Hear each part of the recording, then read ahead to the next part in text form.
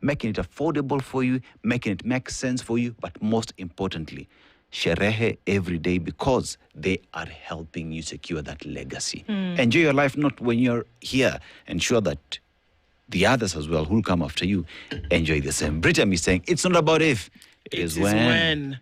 Kabisa. And because questions that we continue to ask ourselves, the answers are right on the other side of a message or a phone call. Okay, so everybody's itching to let's open this up and talk about it. It's been talked about in the corners and people are saying, okay, so now what do we do? Schools are burning up in flames. Others are saying, okay, fine. Janet Oko is here and she's executive director of Tunza Mtoto Coalition. Good morning. Good morning. How are you? I'm all right, thank you. You okay?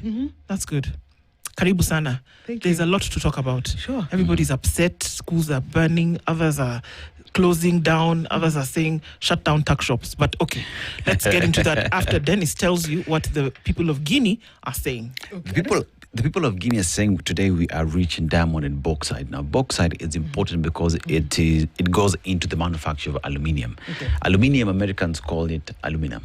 I don't know why, but they call it aluminum, right? But aluminum is becoming one of the most special and important metal because talk about your cars today, your phones, all that. Bauxite is important in that. And it is the world leading producer of bauxite. But let's go to the proverb. The axe forgets, but the tree remembers. The axe forgets, but the tree remembers. How would you interpret it? Yeah, because I do not know, apart from probably getting blunt, I do not know that the axe suffers any consequences.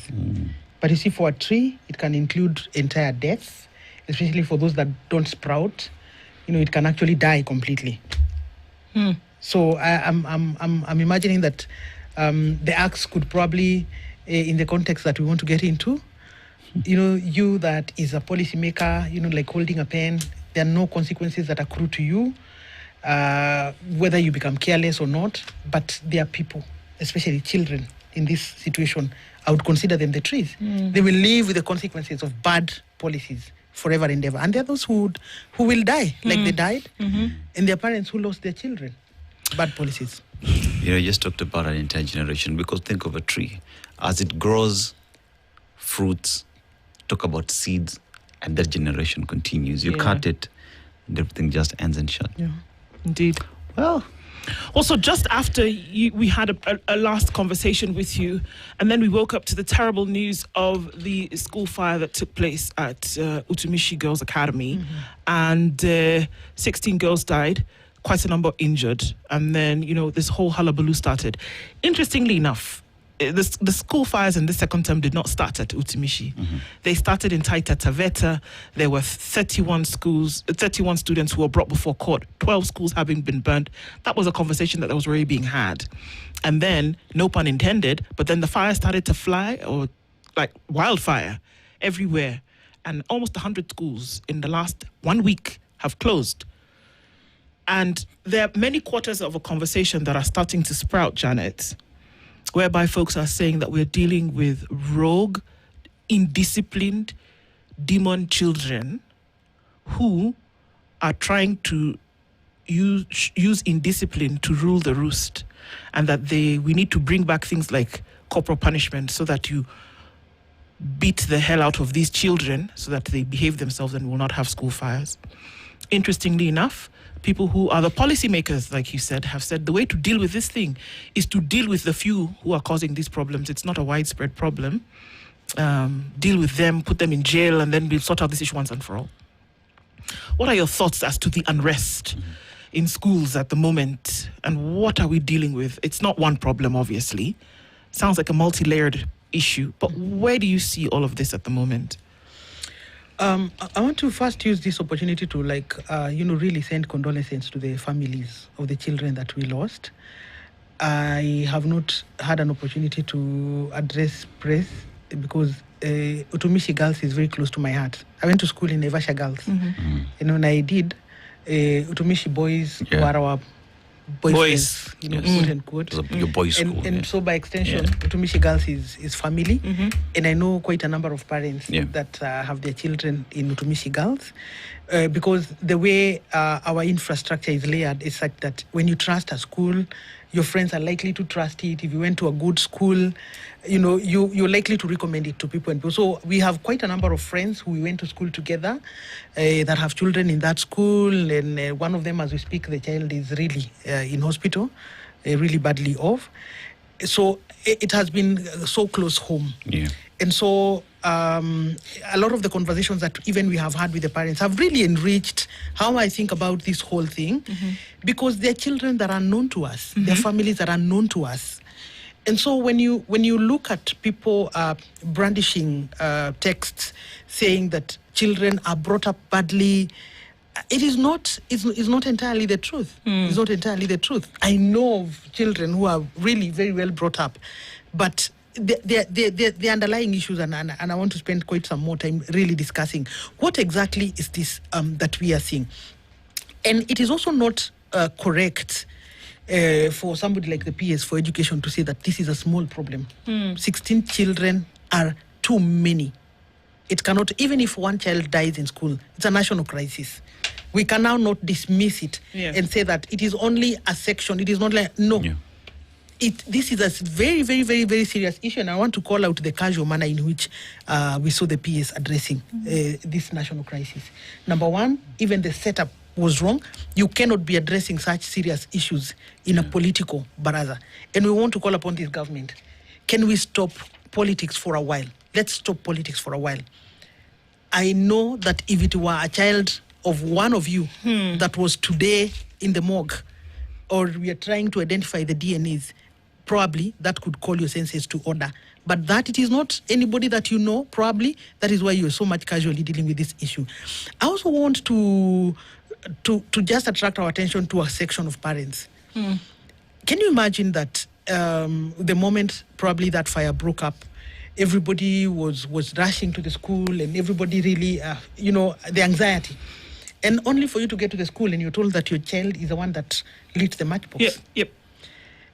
And I have spent time with 4 of those parents that reached out to me when they saw something that I pressed, because I honestly feel that it's a very difficult place to be. Everyone is sending condolences to those that lost their children. But their parents today, their lives have been changed completely. They are oscillating from school to police cell, from this law house to the other.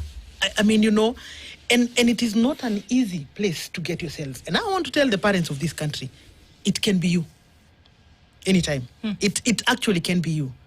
So that the assumptions that these are poorly brought up children and so on, I think we want to come to a place and say that really there's a parenting conversation that we need to have. But I do not think that it is a parenting conversation per se. Why is it that nobody has burnt their parent? Why is it that these children have not burnt their homes? Why is it that they're not burning the labs? Why is it that they're not burning the libraries? Why? There is something that these children are telling us about their conditions of living. We can bury our heads in the sand all we want, and we can preach to them. But that does not change the fact that if children are feeling dissatisfied and there are no channels of expressing themselves, because even to parents, I'm not even at this moment criticizing the school. Sometimes children have tried to tell us something, even as parents, but we did not, we scratched it off like hautaki shule, when a child tries to raise an issue with you about certain circumstances. Because let me tell you, we all want to pretend that we did not see that the dormitory in Utumishi Girls, even the corridor had beds.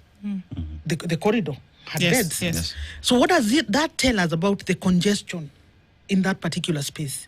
And what does that tell us about the living conditions? Because this is what government has done over time, including that is what the government will do this year.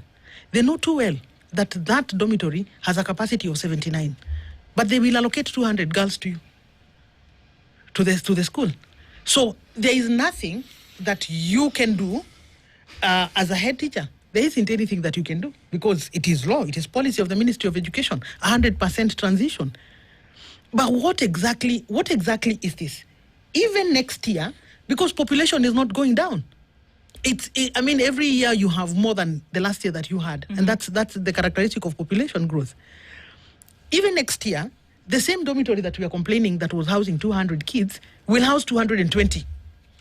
The miracle that the heads of schools are doing in this country is immense. It's a miracle how they are containing these children in school. And so these are the underlying issues that we really need to talk about. We cannot legislate morals. We cannot. The best that we have tried to do is come up with school rules. And every child, as far as I'm concerned, that contravened school rules, the schools have a way of dealing with that, yeah. of dealing with those issues. You know that.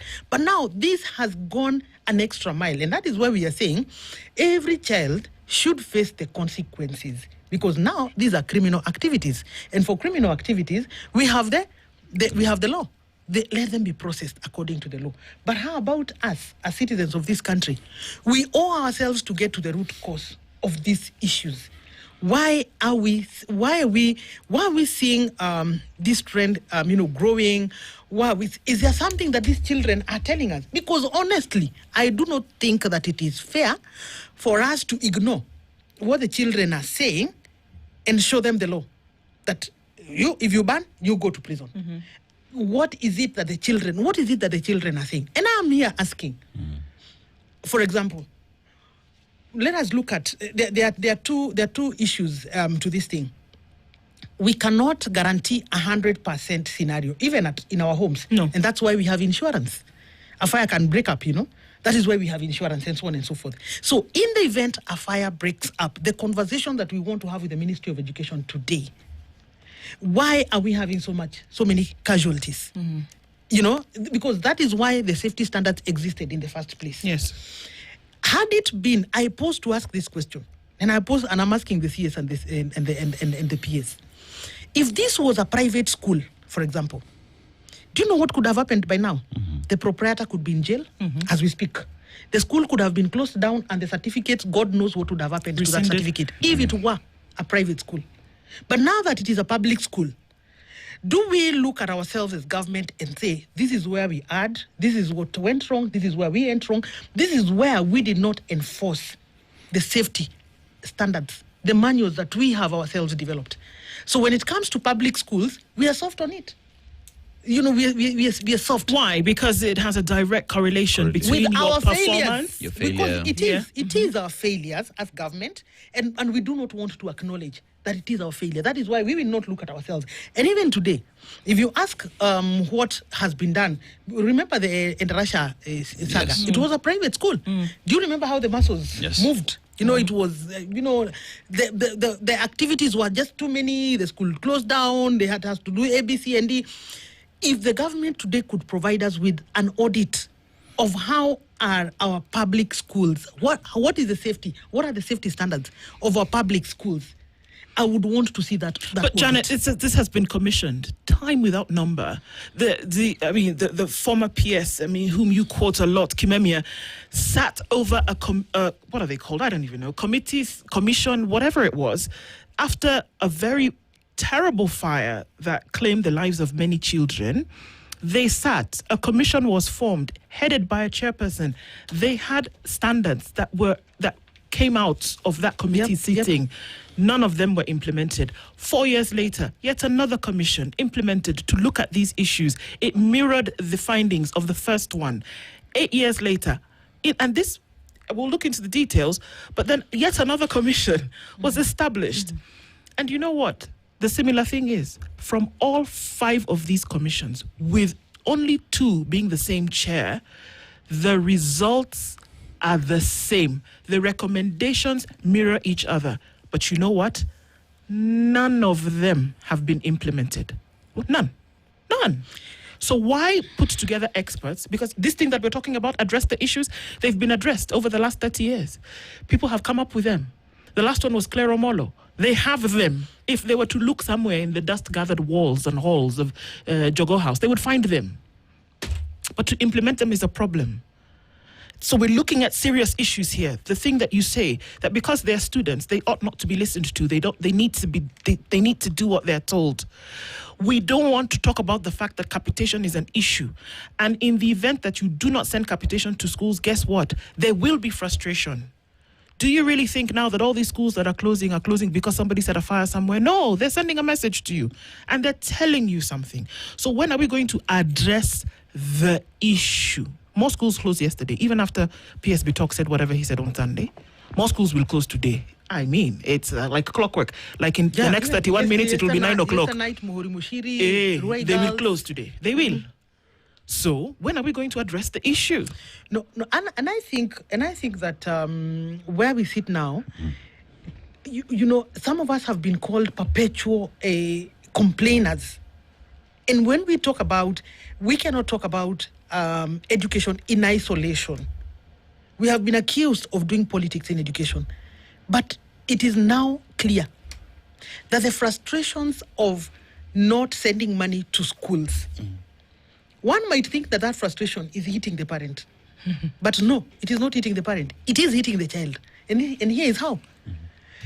Children are with us in the families. They know when we are stressed for finances. They know when we are stressed for finances. And do not think that stress does not translate to them.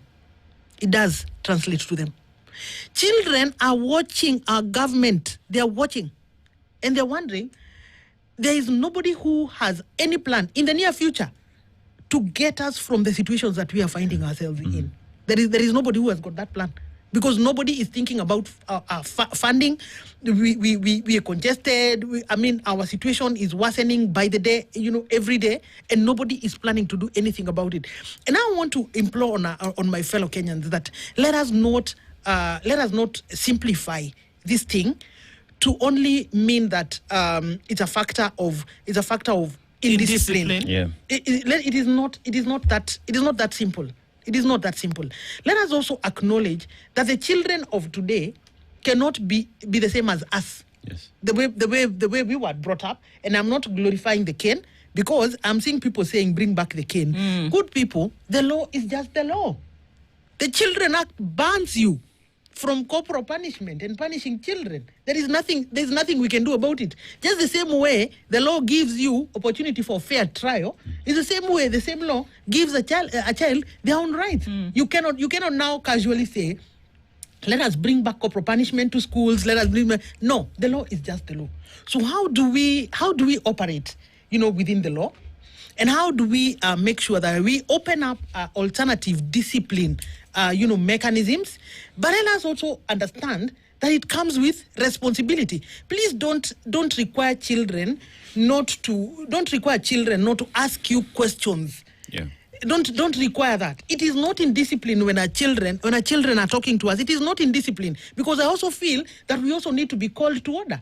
In any case, the leaders of this country have destroyed this country without consequences. They have destroyed this country without consequences. The adults.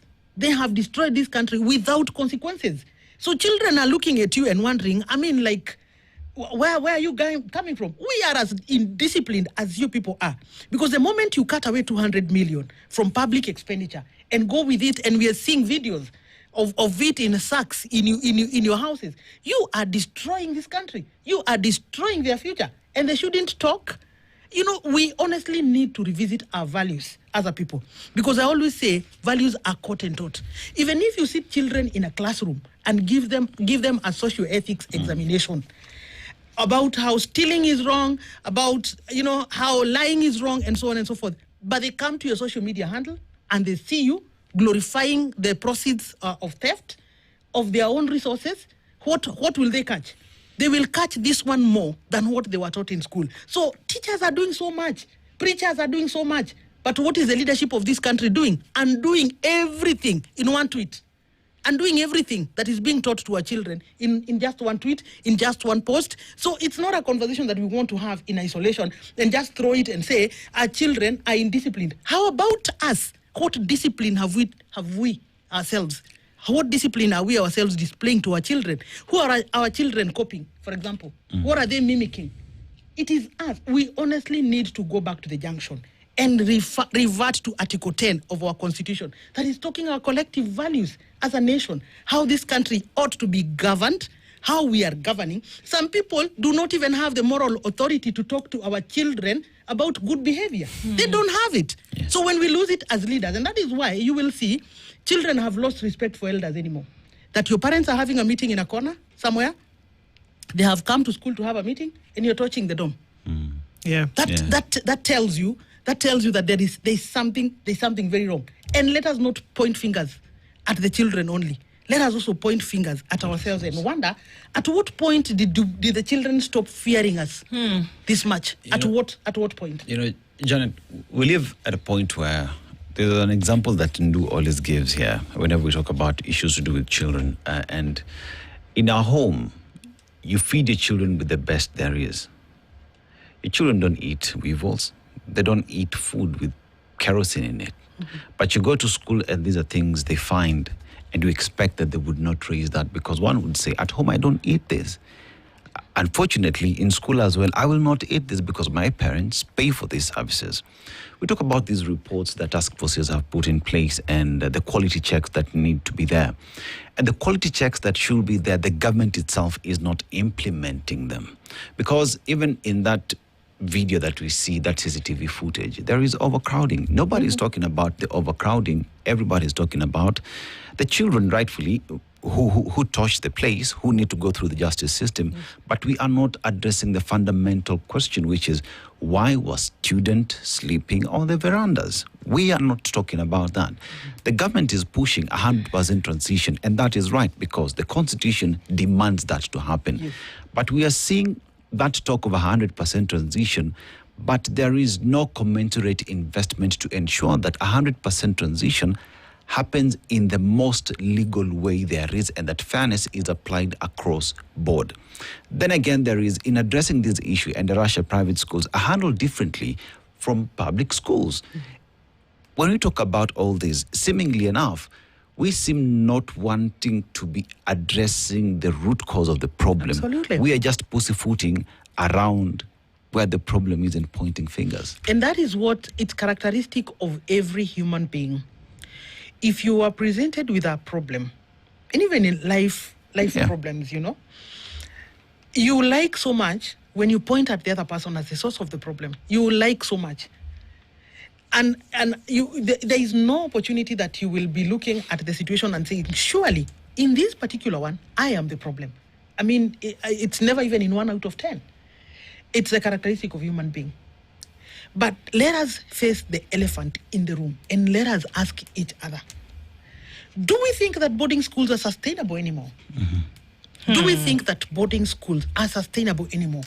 Let us first say, number one, in the whole of Africa, we are the most boardingized country, and in the whole of the world.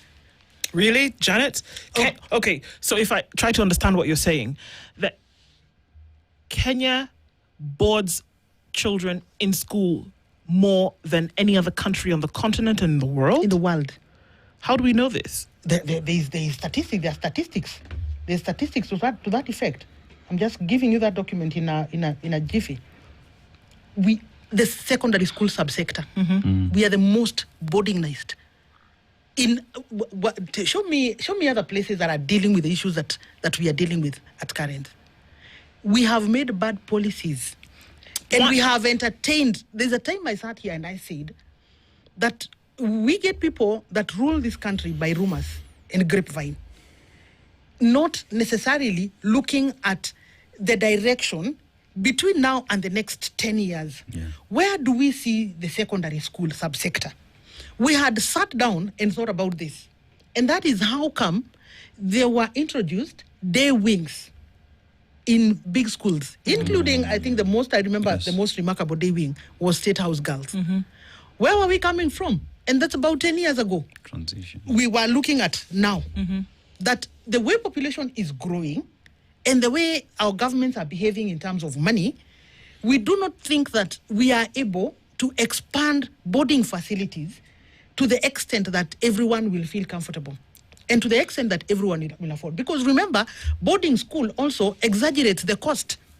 Whereas in this country is implementing free day secondary education, boarding school is not free. No. Because of that boarding component. And that is why you have so many parents not able to take their children to secondary school. Because why? Government has always invested in those boarding schools, expanding the boarding schools. Expanding. Why? Because of tunnel vision. Tunnel vision, doing what is it. I listen to people sitting in government spaces saying, that is not our headache now. sisi tufanye hata uchaguzi ni next year, they will come and deal with it. They will come and deal with the headache later. But we honestly need to look at each other in the eye and tell each other boarding school is not sustainable. We cannot do it. So the argument for this is that there are a lot of parents, there are a lot of children for whom this is the most sustainable, because if your children are away in school, then it allows you to then engage in other activities. Give me the data. Because we are not able to use... We're not able to compare the two? We are not able to say that most people are away. Yet, we are saying here, priding ourselves, that unemployment is so high. So you're absent, you're where? The data is that in any case, you cannot abdicate your responsibility of parenting your child just because you have a job. You cannot do that. Honestly, Kenyans have got to choose. You have got to choose. You cannot bring up a child for the government to take care of you because you're busy somewhere else. We must come to a place and say boarding schools, the manner in which we are doing boarding schools, because the concept, how government has done boarding schools is just allocating children. And it doesn't follow up with resources. It doesn't follow up with resources. Honestly, I want the parents who are complaining to tell me, when Moi Nairobi Girls burnt, I was among the first respondents. And we were shocked that there were children on the third decker. Children sleeping on the ceiling, literally. And I was asking some parents, did you actually know, by the time you left your girl here, did you know that you were leaving your child sleeping on the ceiling? No, we were not allowed to go to the dorm. Yep. That is what parents are dealing with. Many parents who are leaving their children in school and going home, they have not inspected the kind of facilities. They have not begun asking themselves. We're not allowed to, Janet. When you go to take your children to school, you can go to the admin block, you can go to the dining hall, you can go to the chapel to see what's going on, and then you can go to the place where you're issued uniforms. Then let us explicitly stop complaining. Denied from going to the boarding house to see what's going on. Let us stop complaining when such an incident happens. Let us stop complaining. You are as bad as a parent. You are as bad. You are as bad as anybody else. As the PS that we are saying that had not made sure that the security conditions were not okay, you as a parent also are as bad. What are they meant to do at that point? Say, unless we are allowed to see what this dormitory looks like, because when you go, right, you get the slip and you know which dorm your child will be in. Are you saying that all parents for whom children are being admitted, to say, if we don't have an opportunity to see where our children will be sleeping, then we might as well go back home? But who runs the school? The school is run by a BOM. The majority of the members are parents. The BOM is parents. So what are you telling me? That parents have prevented themselves from inspecting facilities where their children will be sleeping? Yes, Janet, I'm telling you that parents have done that. That's why I'm saying we have a problem that we have to deal with. We have a problem. Either we as parents are also part of the problem, because how do you leave your child? You don't know. You actually don't know. And you now, I was seeing people tweeting and blaming parents. You want a teacher to teach from 8 to 5 and then spend the night looking at your child? Are we okay?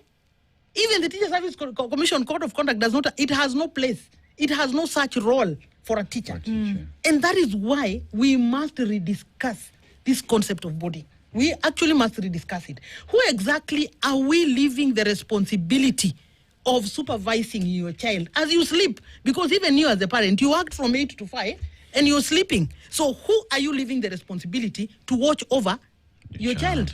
Who are you asking questions? For example, in a situation of a fire, I want to ask parents, who exactly are you asking questions? Who are you asking questions? Because the teachers that you are asking questions, they are very guarded by the TSC Code of Conduct. They do not have a legal responsibility to take care of your child. They do not have a legal responsibility. In the event that you have a boarding, in the event that you have a boarding component, according to these standard measures that we, all have been reading and poring over for the last 2 weeks now, as though we suddenly knew they existed.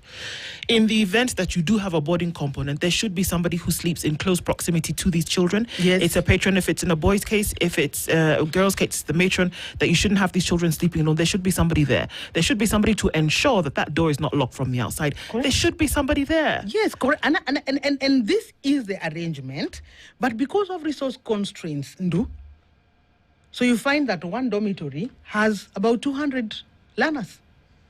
Another one has how many? Another one has how many matrons will a school be having? Will it be having 10 of them? And the answer is no. It will probably be having one or two. Sure. You know, there are issues that we really need to discuss. And at the top of list is thinking. Do we really think that our children are safe in the spaces that they are at? I mean, it's obvious. Do we really think that there is a conversation that this, and you see, I'm not blaming parents, because it is a government that ought to have given this direction a while back. This is a conversation we ought to have had. Yeah, in fact, we had it 10 years ago. But who killed the boarding schools? I mean, who killed the day schools? It is the same government.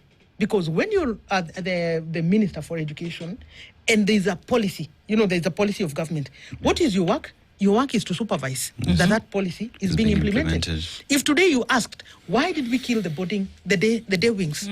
Let me tell you the annoying the day examples. Wings that were in current boarding schools. In current boarding schools. Let me tell you the annoying conversation that you will get. We feared that the day children will bring in drugs to the ones who are boarding. Can you believe that? The boy, yeah. Can you believe that? So and that was used to shut down something that has a bigger bearing towards access, towards quality of education, towards safety and security of children anywhere else in the world. Transactions for schooling. I don't even know what our children will be doing the whole day. Some of them will be waking up at 4 in the morning. They will be in preps all the way to 9 p.m. Weekends they're there. In some spaces, the lessons are ending at 3, and children go home. What is it? I mean, we really actually need to have this conversation.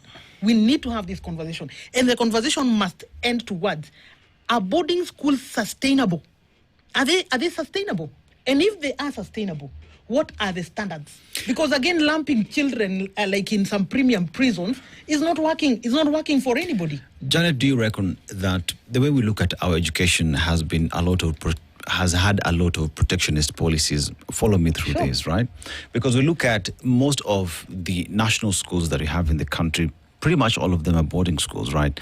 And there has been conversations of ensuring that there is no categorization.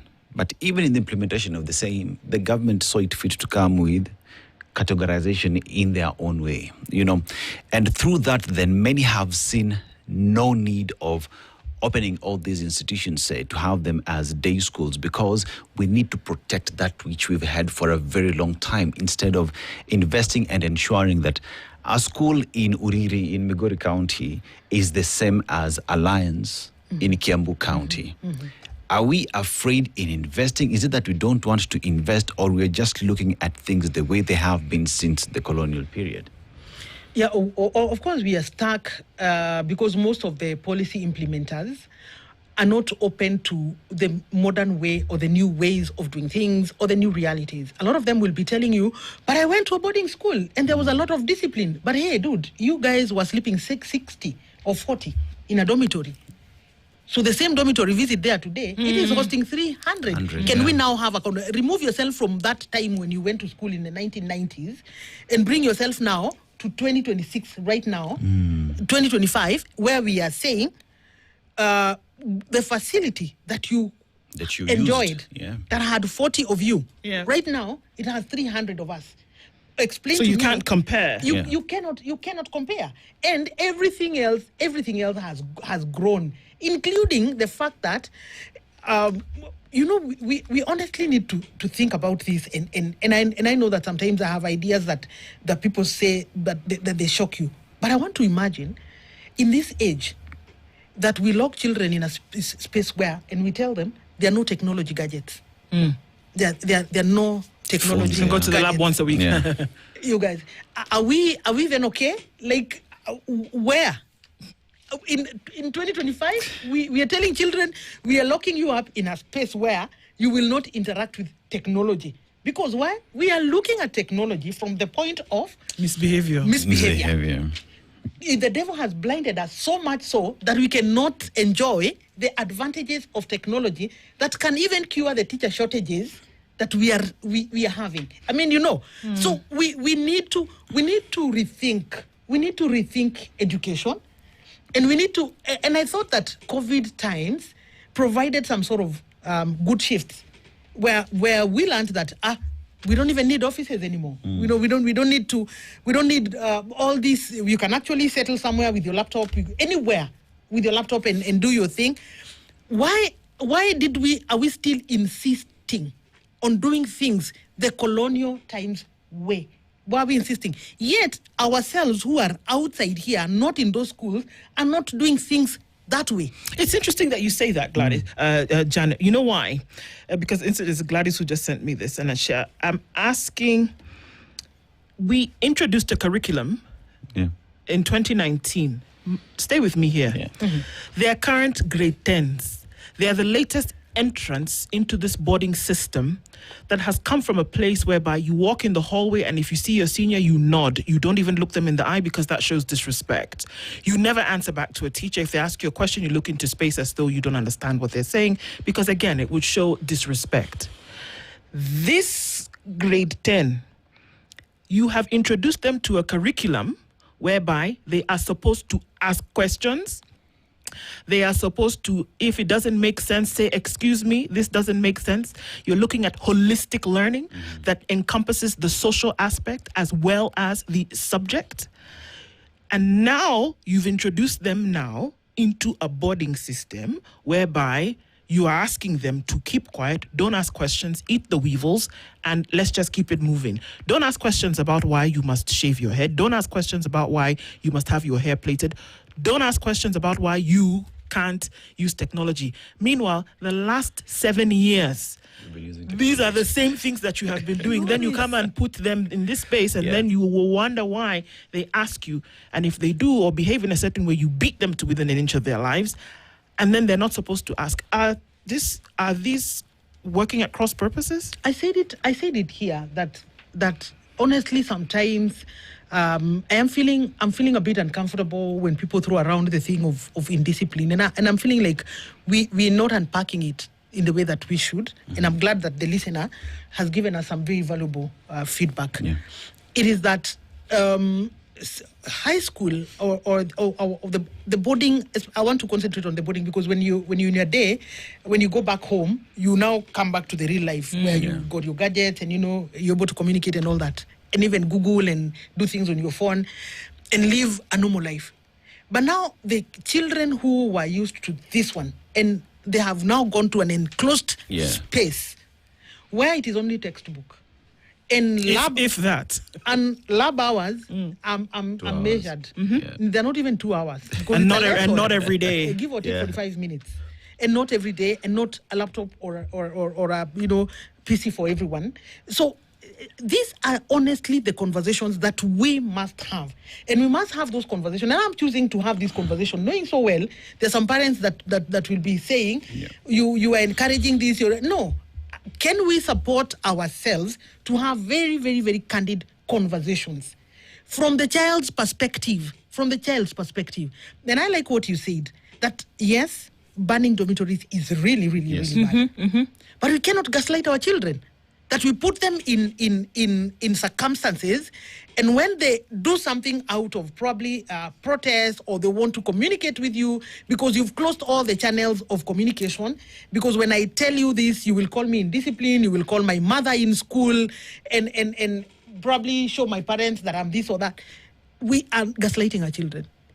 Can we address the root cause of the problems that the children are having? And that is why I was feeling that in this kind of situation, let us put politics aside and let us experience some leadership from the Ministry of Education.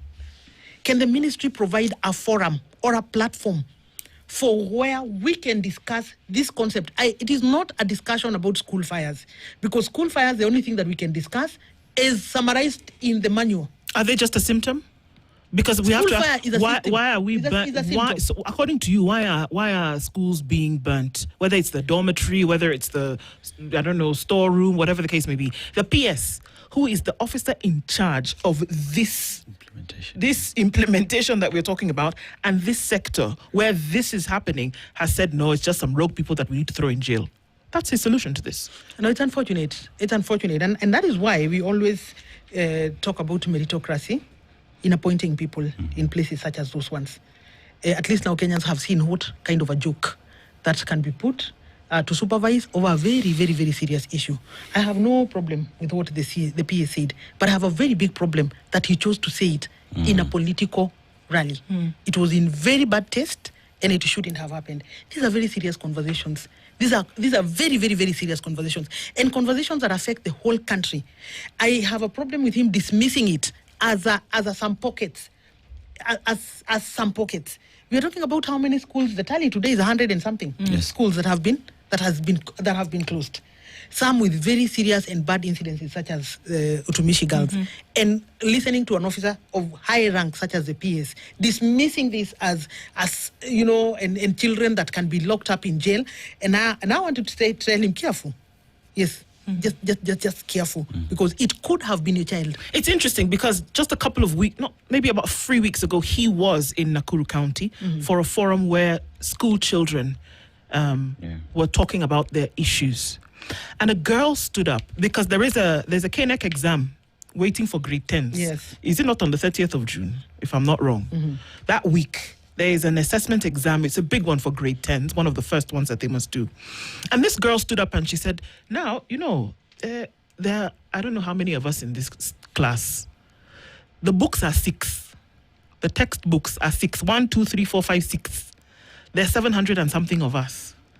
We don't have books for an exam that we are going to write in June. Yeah. The same PS stood and promised and pointed at some people and said, don't worry, by then we'll have the books. Guess what? That school is one of the ones that has closed in Nakuru County.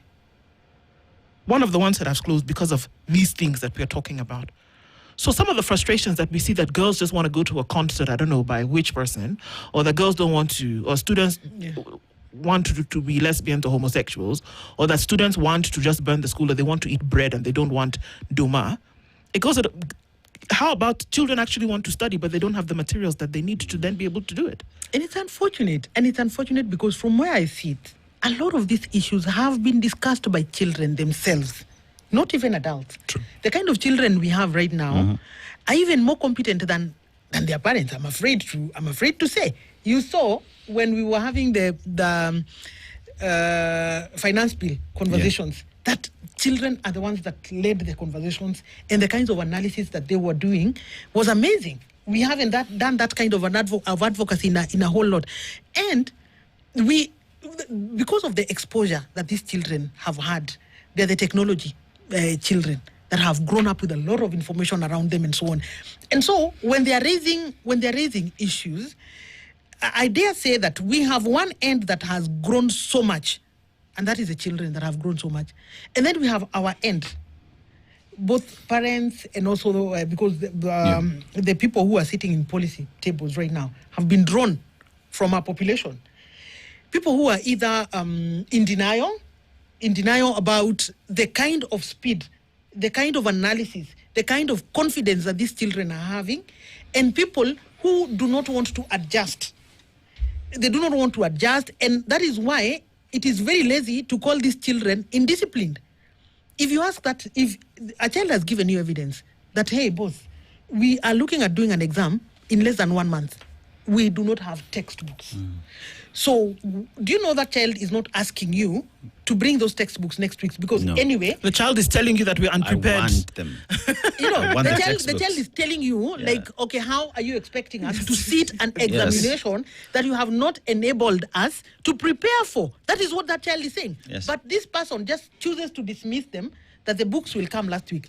You know, if you gave that child more opportunities for asking you the question, they would have asked you. So why didn't they come last month when they were supposed to come, so that they can be helpful to us? Why didn't they come in January when we started the term? Why didn't they come when they were supposed to help us to do the revisions?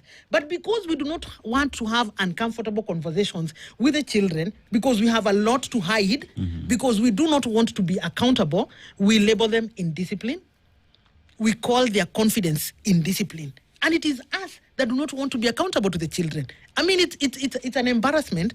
And that's why I am saying, let us have a conversation that leads us somewhere. And that conversation must be led by us saying, it's just like saying that you're running German Shepherds in your house. And you clearly cannot afford food. The meals, ugali and sukuma wiki, you're not affording, but you're having German shepherds, you're feeding on very hefty. That is what we are doing right now. We are insisting as a country that we actually can manage boarding facilities. We can manage. Who is having the pressure? Parents are having immense pressure. Parents are having pressure. Because why? Because for you to afford all the boarding items, especially during admission, it's 50K plus. Yeah. And now afford the fees. When the same government is telling us we are running a free day secondary education, why isn't this same government, if it really believes in day schooling so much, why isn't it opening up all the premium schools to day wings? Don't you think that it is being so, I don't know. Can you imagine a school enjoying 20 acres of land or even 30 acres of land, only telling us we can only do 3,000 girls because of bed space? How do you even begin arguing that we have a shortage of land for doing schools, whereas we are only narrowing down access to bed space, bed capacity? To bed capacity. We are not okay. We are not okay. We don't know what we are doing, and I like what you said, that we are doing protectionist policy. That when heads of big schools complain that no, we do not want day wings in our schools, those schools are not yours. Yeah. These are Kenyan facilities. Let us get to terms with, and let us deal with the discipline issues. In any case, we are in boarding situations, but the indisciplined situations, look at where they're leading us. So we cannot dismiss day school. We do not want day school because they will come and contaminate. Come on. I'd like you to stay on a little bit more, Janet, because it's necessary for you to be part of the next conversation where we bring in a psychologist to look at some of these issues. Because some of the things that are raised, we want to imagine that, they don't matter. After all, you're in school to read. When children are complaining about the state of facilities like toilets and bathrooms, when they're talking about the food that they're being subjected to eating and the manner in which it is prepared, when you talk about how even the hygiene around some things, are these valid issues, or are children just making noise and they should actually just go to school and go and read? We're talking about unrest in schools. Janet Owoko is here. We're going to be joined by psychologists in the next hour to look a little bit deeper into these issues. Good morning, 9 a.m.